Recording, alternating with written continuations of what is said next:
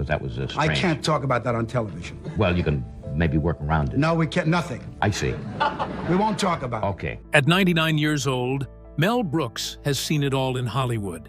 The glitz, the glamour, and the drama behind the scenes. Known for his comedy genius and legendary films, Brooks has always kept things light until now. In a rare and brutally honest moment, the comedy icon is finally opening up about the 5 actors he absolutely could not stand. From clashes on set to egos too big to ignore, these names might surprise you. Buckle up, because Mel isn't holding back, and what he reveals just might change how you see some of Hollywood's biggest stars. Let's get right into it. Number 5. Jerry Lewis. Mel Brooks has always admired brilliance, but he had a hard stop when it came to arrogance. And with Jerry Lewis, he believed one was tangled up in the other. To Mel, Jerry was a genius, sure, but he was also exhausting. From the outside, their careers looked like parallel tracks. Both men were giants of comedy. Both wrote, directed, and starred in their own films. Both reinvented what comedy could be. And for years, Hollywood dreamed of pairing them up. But it never happened, and not because of scheduling. Behind the scenes, Brooks respected Lewis's body of work, The Nutty Professor included. He just didn't respect the man behind it. Things came to a head in the mid-1980s when Mel was developing a sharp social satire about a billionaire forced to live like the homeless. The studio suggested Jerry Lewis for a major supporting role. They said it would add prestige. Brooks didn't even hesitate. "I don't need someone who thinks he's funnier than the film," he reportedly told his producer. It wasn't just ego. Lewis had a reputation for rewriting scripts, overpowering directors, and needing the spotlight to follow him like a heat-seeking missile. Mel couldn't work like that. He didn't share control, not in the edit bay, not on set, not even in spirit. The idea of handing over any part of the project to someone who didn't understand the bigger picture was a non-starter. They met once, arranged by a mutual friend. Dinner, neutral ground. Brooks came in curious. Lewis showed up late, launched into a 15-minute monologue about the future of comedy, and barely looked at Mel. Brooks listened politely, then left early. That was it. No argument, no drama, just quiet disappointment. Mel later summed it up. He wanted applause. They never worked together. They never even got close. Publicly, they stayed polite. Mel never trashed Lewis in interviews, and Lewis rarely acknowledged Mel. But those who knew them knew the story. This wasn't a missed opportunity, it was a deliberate no. Mel once said when asked about actors he wouldn't cast, "If someone thinks they're the center of the universe, they can't function in mine. I already have a son." That was Mel's creative code. He built ensembles, not star vehicles. His comedy thrived on structure, even when it looked chaotic. He gave his actors room to shine, but only if they understood the galaxy didn't revolve around one star. Jerry Lewis couldn't do that. His ego wouldn't let him. And Brooks didn't gamble with people who didn't respect the map. Privately, he told friends that working with Lewis would have been a nuclear event. Not because of the performance, but because of everything behind the scenes. Rewrites, blow-ups, control issues. Too loud, too much, too late. So there was no dramatic fallout, just silence. No scene, no offer, no second thought. Mel Brooks didn't shout or slam doors. He just closed them quietly, permanently. So, besides Jerry Lewis, who else made it onto Mel Brooks's hate list? Keep watching to find out. Number 4. Frank Langella. Some actors lose a role. Frank Langella lost the director. On paper, he was perfect. Mel Brooks was developing Dracula, Dead and Loving It, and Langella had already won over Broadway as Dracula years earlier. Tall, magnetic, and steeped in theatrical charm, he embodied the dark, brooding vampire. But that was the problem. Brooks wasn't interested in brooding. He wasn't shooting a gothic romance, he was making a comedy. He wanted pratfalls, gags, and a Dracula who could monologue like Shakespeare one second, then trip over a candelabra the next. Langella didn't get the memo. He walked into pre-production like he was reprising Hamlet. The tone was off from day one. Brooks, who normally ran sets like a finely tuned circus, suddenly found himself stuck. Rehearsals dragged. Energy dipped. Langella delivered every line like it was etched in marble. He didn't improvise. He didn't play. And worst of all, he didn't laugh. He wasn't playing Dracula, Brooks reportedly told a friend. He was auditioning for sainthood. Mel tried. He gave notes, tossed in ideas, nudged the tone. Langella listened, nodded, and then stepped right back into stone-faced seriousness. Scenes meant to dance crumbled under the weight of dramatic pauses. Cast members, many of them seasoned comics and character actors, began to hesitate. Crew members whispered behind the camera, "Is this a comedy or an opera?" Then came the moment that sealed everything. During a table read, Brooks handed Langella a new line, a classic Mel twist with a dramatic setup and a comedic collapse. Langella blinked, paused, and asked stone cold, "Do you want me to mock the text?" Brooks stared at him for a long beat, then replied, "No, I want you to survive it." That was the breaking point. By the end of the week, Langella was quietly replaced. No argument, no press release, just a shift, and suddenly, Leslie Nielsen was Dracula. A very different Dracula. One who could deliver every line with Shakespearean seriousness while the world spun into chaos around him. That's what Mel needed. Not gravitas, but rhythm. Not weight, but precision. Nielsen brought that. Langella didn't. Officially, the change was chalked up to creative differences. But everyone close to the set knew the truth. Mel Brooks wasn't going to arm wrestle a Shakespearean statue into slapstick. He needed someone who understood the joke before the punchline landed. Someone who knew how to move with the madness. Langella didn't. He left the project without a word and never discussed it publicly again. Brooks never insulted him either, but when asked about Dracula, Dead and Loving It, he only ever spoke about Nielsen, and he always used the same word: perfect. Langella's name never came up. In Mel's world, there were only two kinds of actors: those who elevated the madness and those who got swallowed by it. Langella showed up with a crown. But Mel wasn't making royalty. He was making chaos. The next person on Mel Brooks's list was known to have a reputation. Who could he be? Let's find out. Number 3.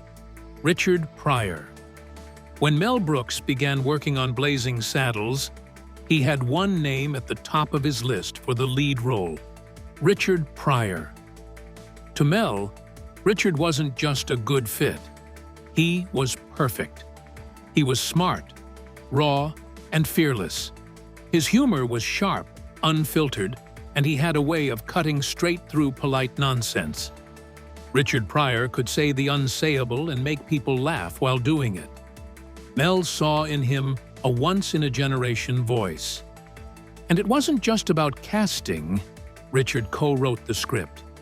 His fingerprints were all over the film's wild humor and fearless commentary. The lines that made people gasp and laugh at the same time? Many came straight from Richard. He didn't just understand the absurdity of racism, he knew how to weaponize comedy against it. Mel wanted Richard to play Bart, the black sheriff who turns a racist town on its head. The role was crafted with him in mind. But the studio said no. They were afraid. Richard had a reputation. He was unpredictable. His battles with substance misuse were well known. He missed meetings. He came late, or sometimes not at all. The studio didn't trust him to lead a major motion picture. They told Mel to find someone else. Mel pushed back hard. He told them that Richard was the soul of the film, that without him, Blazing Saddles would lose something essential. But the studio wouldn't budge. They didn't want the risk. And for Mel, that decision hurt deeply. Richard understood, but it still cut. He had poured himself into the script, his voice, his truth, his edge. Now he had to sit on the sidelines while someone else played the part that was written for him. Mel eventually cast Cleavon Little as Bart, and Cleavon delivered. He brought charm, timing, warmth, and a steady hand. He gave the role control. But Mel never stopped imagining what the movie could have been if Richard had stepped into the frame. He said there was something wild in Richard that couldn't be faked. A glint in the eye. A spark just under the surface. Richard could make a room feel like anything might happen, and that electricity was rare. Dangerous, yes, but unforgettable. Still, Mel knew the studio wasn't entirely wrong. Richard was tough to work with. During writing sessions, he might be brilliant one day and gone the next. Sometimes he was full of jokes and vision. Other times, he was distracted or missing entirely. Mel once said working with Richard felt like waiting for lightning. You couldn't schedule it. You couldn't plan for it. But when it struck, it lit up the sky. The writing room for Blazing Saddles was pure madness. A mix of comic minds bouncing off the walls, arguing, shouting, crying from laughter. Richard brought a pulse to it, an honesty, an energy, a rawness. Some of the film's most jaw-dropping moments came from his gut. Mel called him the movie's bite. Despite the chaos, Mel never doubted Richard's genius. He called him one of the most gifted writers and comedians he had ever worked with. But genius doesn't always come wrapped in discipline. Richard lived in a world of fire, creative fire, personal fire. Mel wanted to protect that flame, but he also had to make a movie. And movies need stability. In the end, Mel couldn't take the gamble. Losing Richard as the star of Blazing Saddles remained one of his biggest regrets. He said Richard's voice still lived in the movie, even if his face didn't. The rhythm, the rebellion, the fearless comedy. That was Richard. They stayed friends after the film. Mel never held it against him. He respected him too much. He saw Richard as an artist, untamable, unpredictable, and burning with truth. But he also saw the toll that freedom took, and what it costs, not just in roles, but in life. How could someone who shared most of his life be on the list? Stay tuned to find out more. Number 2. Anne Bancroft. Of all the names on Mel Brooks' so-called hate list, none brought the same mix of tension, love, and creative chaos as Anne Bancroft, his own wife. Their on-set relationship wasn't like anything Mel had with other actors.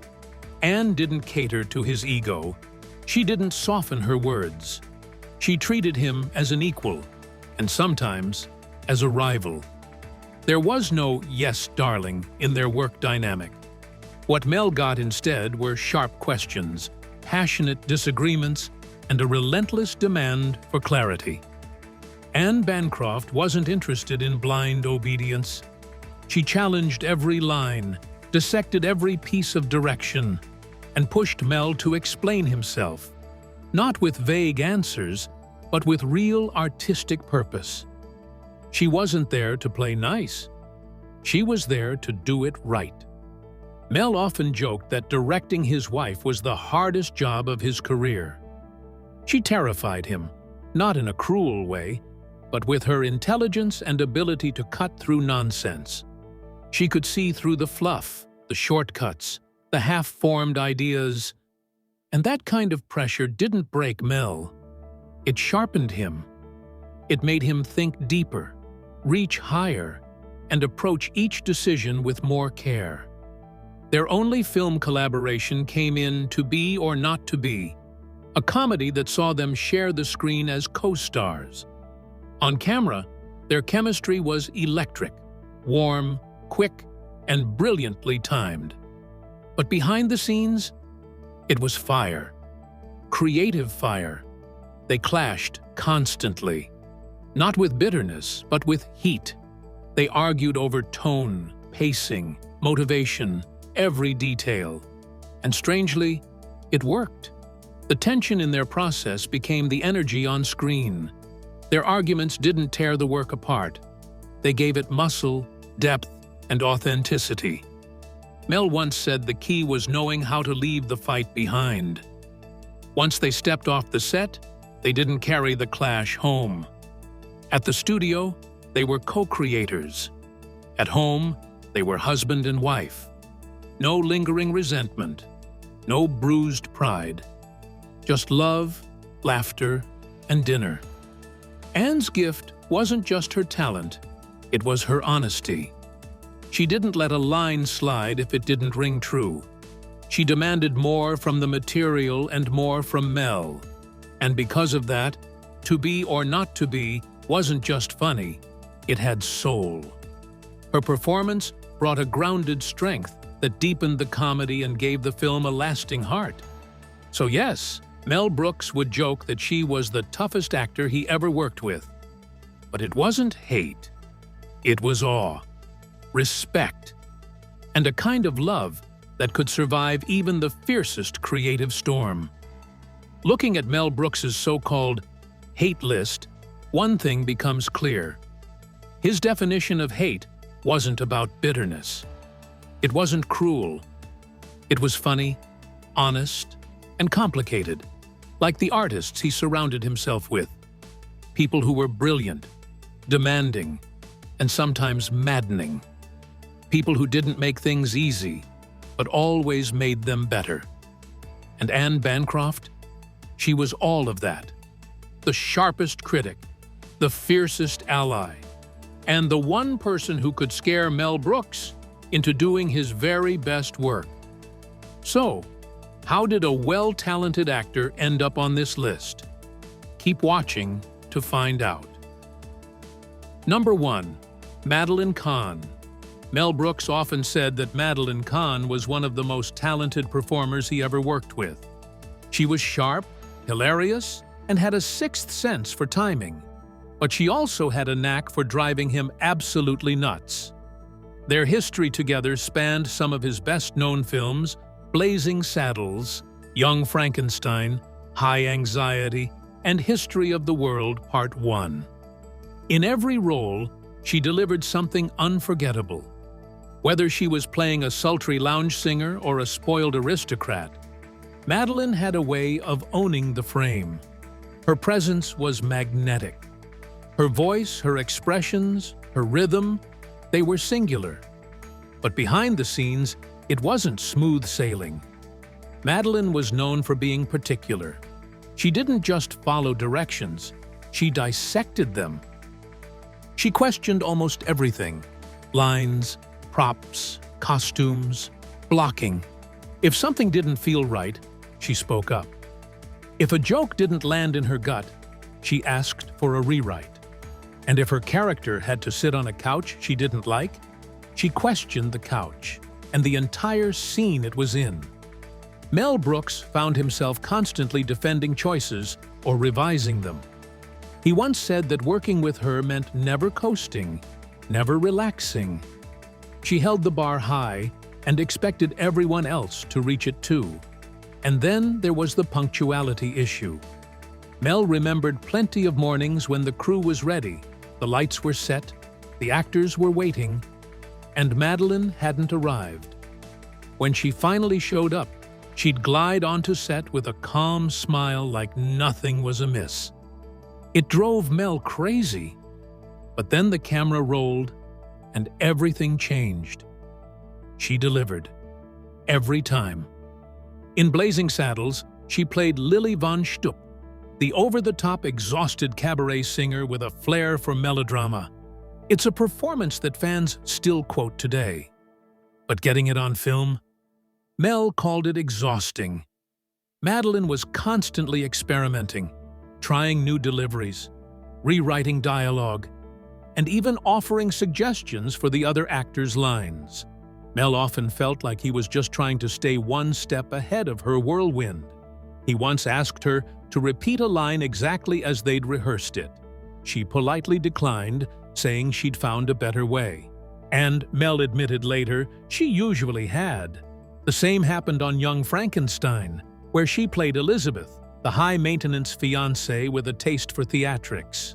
Her performance was flawless, but the path to get there was anything but easy. Mel said she made every shoot harder, but also better. Mel once joked that directing her was like wrestling a cat in a rainstorm, unpredictable, slippery, and oddly exhilarating. But he kept casting her, again and again. That said a lot. Mel could have chosen from countless actresses, but he kept coming back to Madeline because she brought something no one else could. Her instincts were razor-sharp, her comic timing flawless. She turned even the smallest lines into something memorable. Their working relationship was a mix of respect, frustration, and fireworks.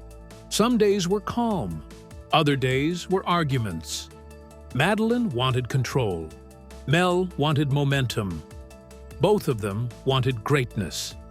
Madeline had a way of making every moment about her character, not in a selfish sense, but in a deeply committed one. She wanted her scenes to stand out. She wanted them to be right. That created tension, sure, but it also raised the bar. Mel said she had a knack for turning simple scenes into standout moments. Now, at 99, Mel doesn't sugarcoat it. He named Madeline as one of the 5 actors he hated working with, but made it clear that this wasn't real hate. It was frustration, respect, and a kind of creative exasperation that only came from working with someone truly great. She made his job harder. She challenged his authority. She forced rewrites, delayed shoots, and argued over everything from timing to textiles. But she also gave him performances that still light up screens decades later. Madeline Kahn wasn't easy. She was demanding, late, and full of opinions. But she was also extraordinary. And that's why she made the list. Not because Mel truly disliked her, but because she was the kind of difficult that made everything better. So, who else do you think should have made it to Mel Brooks's hate list? Let us know in the comments section below. Thank you for watching this video. We hope you found it interesting. Don't forget to like and subscribe. Click the next video shown on your screen to catch up on your favorite celebrity stories. See you there.